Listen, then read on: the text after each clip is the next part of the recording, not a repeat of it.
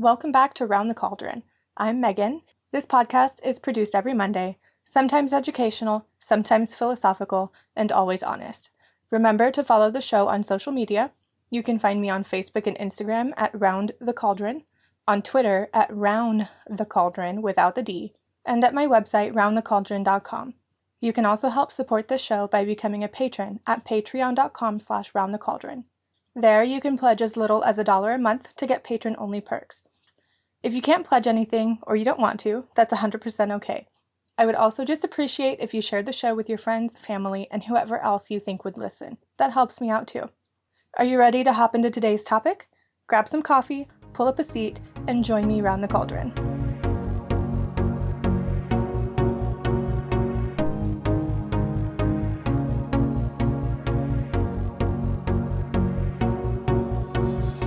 I hope you all had a wonderful Samhain if you celebrate Samhain or Halloween. If you are in the Southern Hemisphere, I hope you had a wonderful Beltane. And yeah, so let's hop into today's topic. Today, I wanted to talk about my personal method for spell crafting. Now, this isn't going to be spell casting. It's a little different. Spell crafting is the art of creating your spell. And there are several different things that I like to think about before I cast a spell while I'm creating my spell. The first thing that I think about is, what am I trying to accomplish? What is my what? So sometimes I like to run through the W's: who, what, when, where, why, and then the H, how. And you can kind of use that format to guide your spell crafting as well. So the who in this case is going to be me. I'm going to be casting the spell. The spell is going to be for me. That might be different for you if you're casting a spell for someone else, but just think about that as you're creating your spell. The next step is going to be the what. What are you trying to accomplish? This can be anything from self-love to prosperity to money to health. Whatever it is that you're trying to accomplish, make note of that too. Now, please be realistic.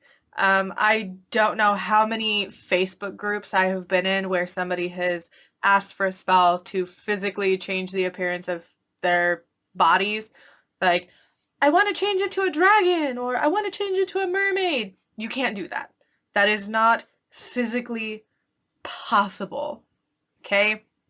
And if you can do that, please keep it a secret, because I don't want you to become a guinea pig for the government.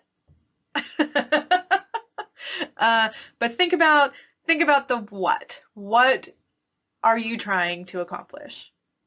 That's also going to determine how fast you want the spell to work and how you cast it. And we'll get into that in a minute.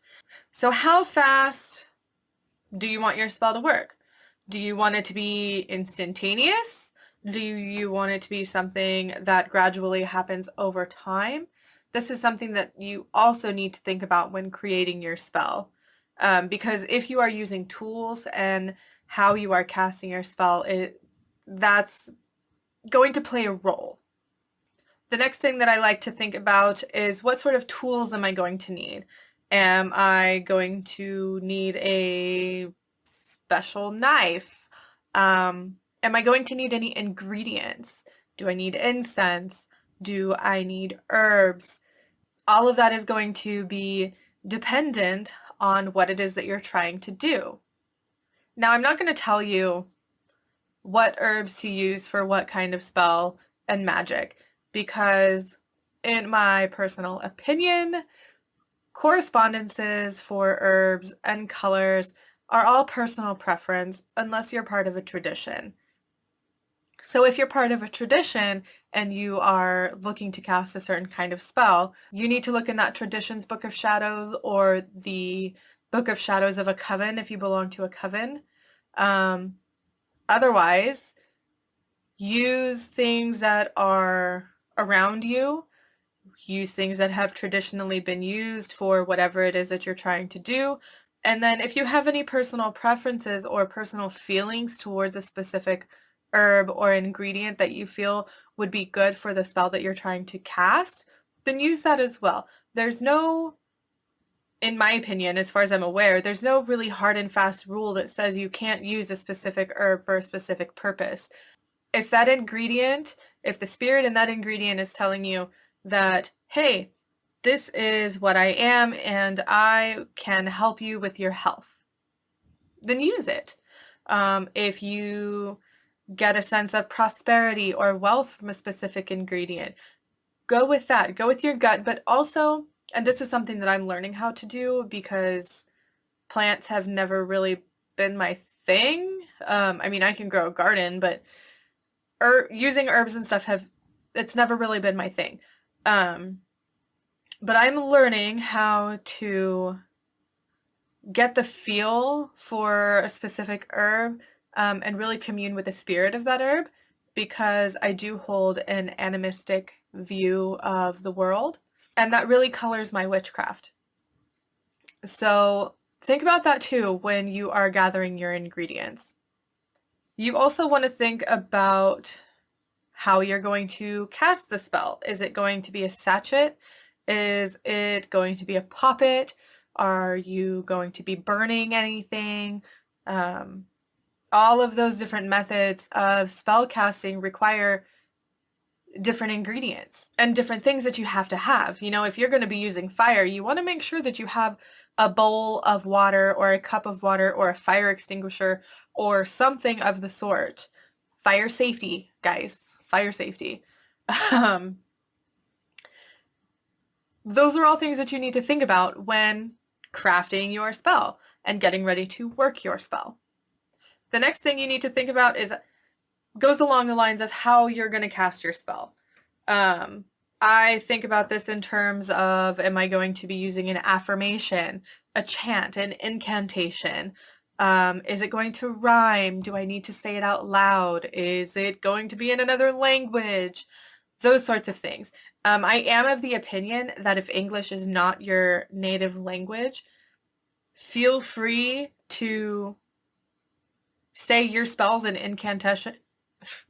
Feel free to say your spells and incantations in your native language, or a language that you're, well, I wouldn't say a language that you're learning, because you do want to be specific and make sure that you say it right. Say it in a language that you are comfortable with. There's no sense in being uncomfortable speaking words that you should be comfortable speaking when you're working magic.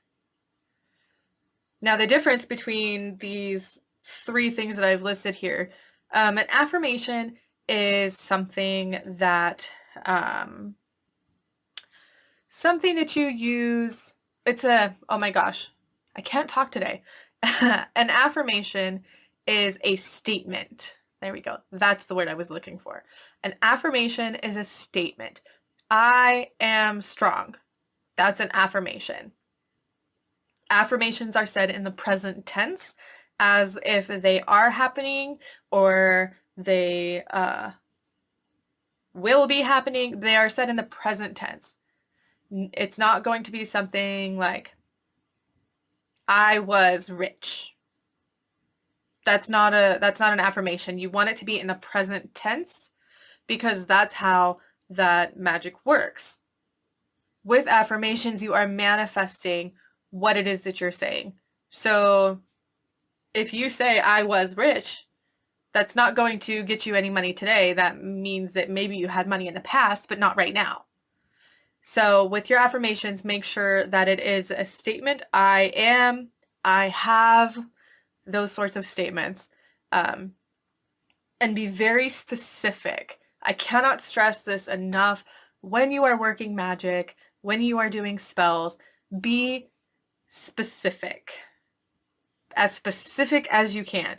And this goes along with like your timetable too, because you can do a spell for like $100, but if you don't give your spell parameters to work within that give it a time frame, you might end up with $100 over the course of 10 years. If you don't give that energy direction to go in, it's gonna do what it wants as long as it gets to its end goal. It doesn't matter which road it takes, you know? But be specific. Then you can use chants. So a chant is just something that you say over and over and over again. You can use affirmations like a chant. So if you, for example, are working on being fit and healthy, right? You might come up with several different affirmations that you use, like I am strong, I am healthy, I enjoy exercise, I drink enough water, those sorts of things. You can turn those affirmations into a chant, and it's just something that you say over and over and over again, however many times, 3 times, 10 times, over the span of 10 minutes. That's really up to you. But that is just a different way of putting those words into energy for your spell to work. Now you can also use an incantation. Incantation is a weird word for me because I am a huge Harry Potter fan. And so when I think of incantation, I think of Expecto Patronum, or, the incantations that they use in Harry Potter. But that's not what I mean. I guess it can be. If you practice pop culture witchcraft, that's something different. I'll do an episode on that one day too. But an incantation is how you would think of a witch casting a spell. It is a phrase or a paragraph. Normally it rhymes. That is up to you. If you are Wiccan, the read of the Wicca calls for your spells to be spoken in rhyme. If you are not Wiccan, go for it. Say your spell however you want. I'll give an example of an incantation. So I like Harry Potter, but I also grew up watching Charmed. And I have one of the spells here that they use to summon the angel of death. So this is an example. Okay, this is not a real spell. You could use these words, you could use them as inspiration, but this is how an incantation would sound. Hear now the words of the witches, the secrets we hid in the night. The oldest of gods are invoked here. The great work of magic is sought.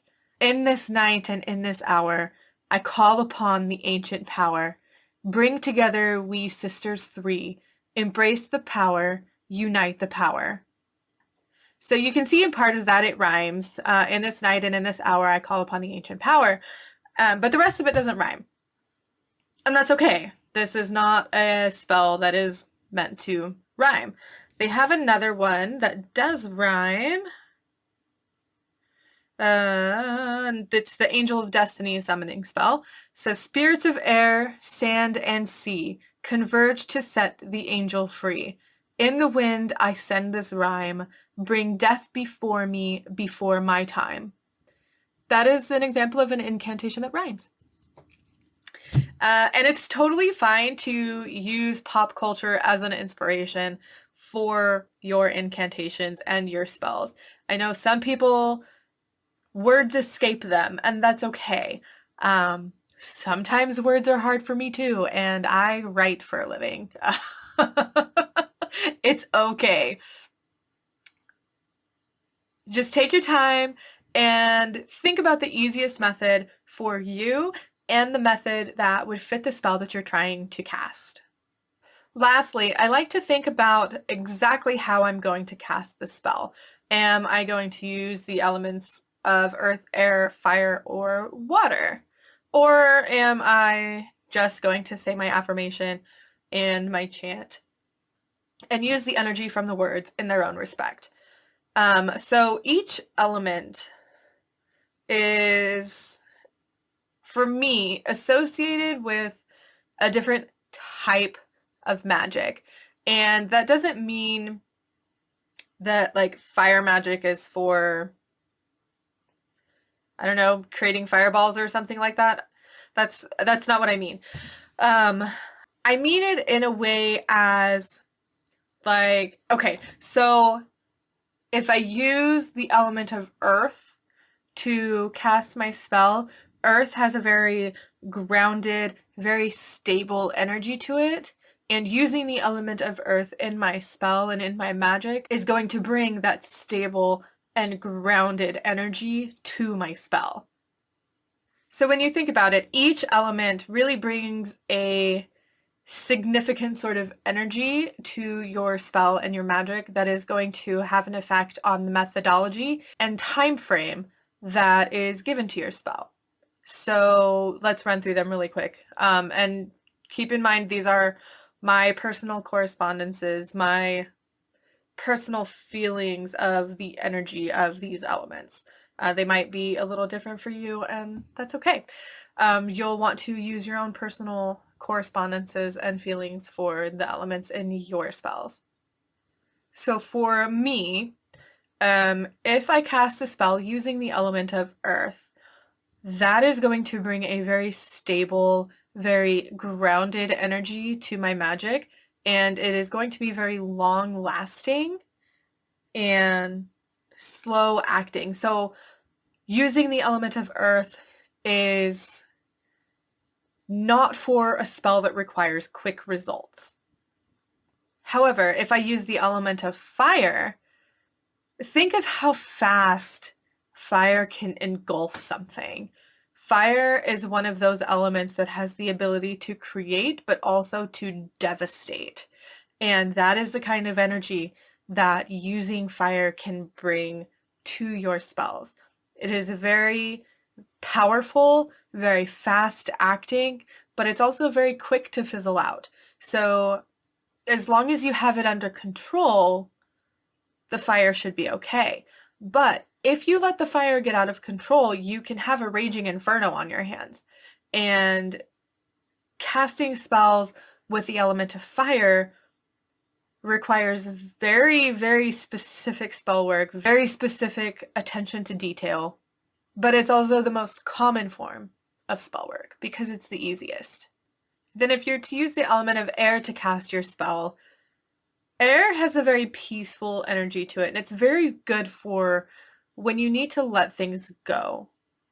It can also be used to speed up a process and bring peace to a situation.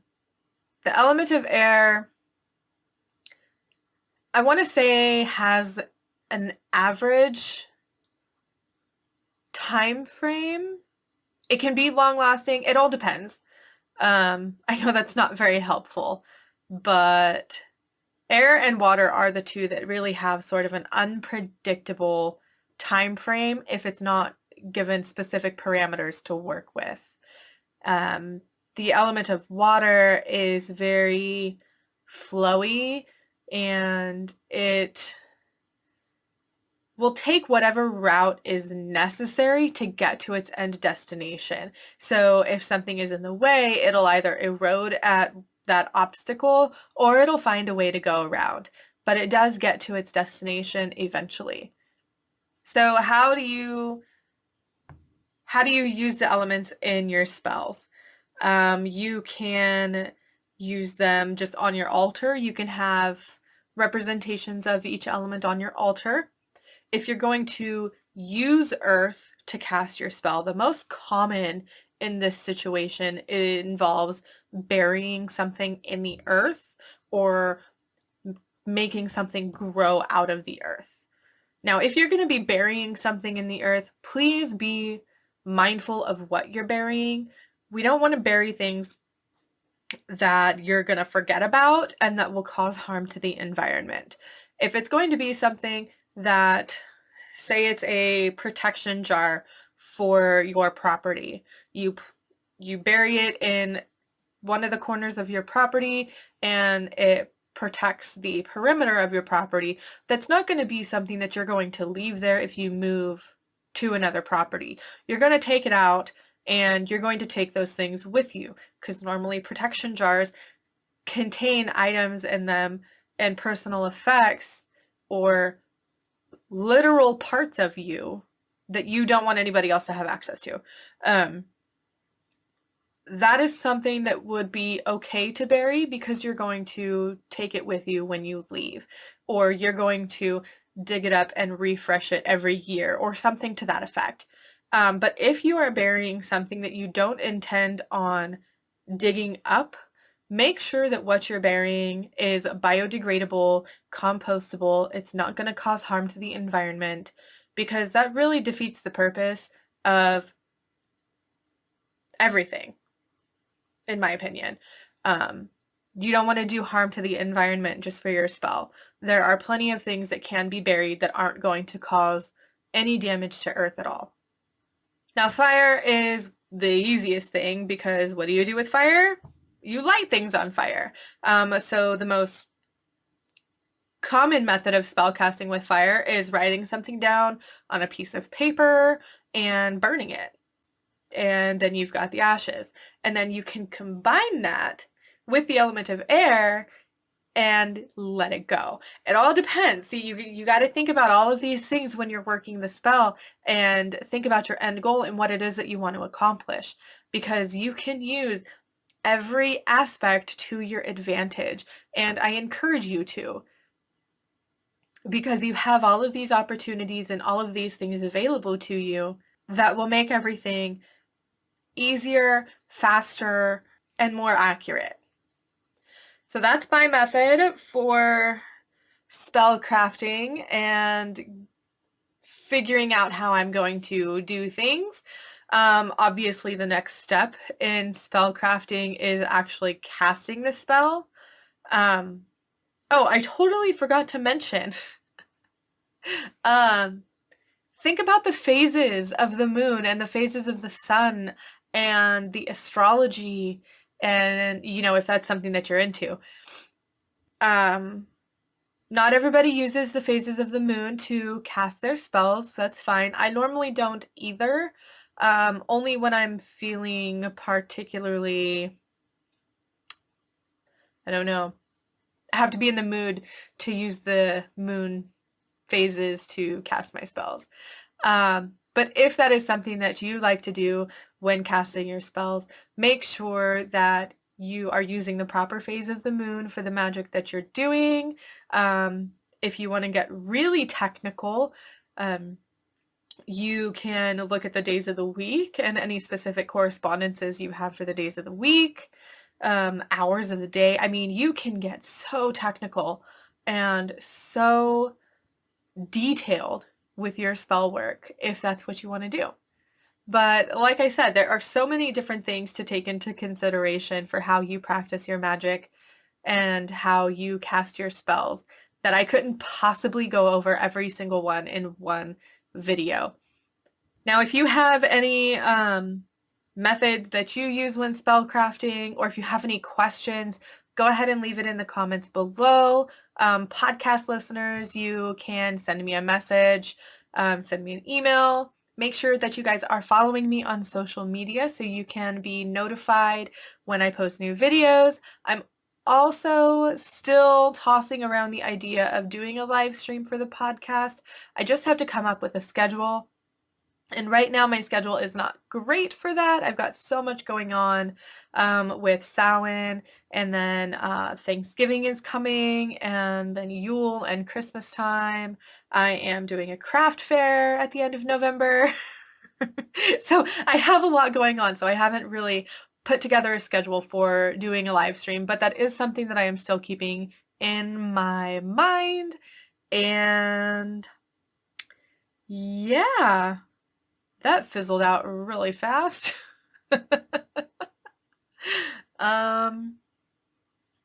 So yeah, make sure you're subscribed to my YouTube channel. Podcast listeners, if you would like to see my videos, go ahead and subscribe to my YouTube channel too.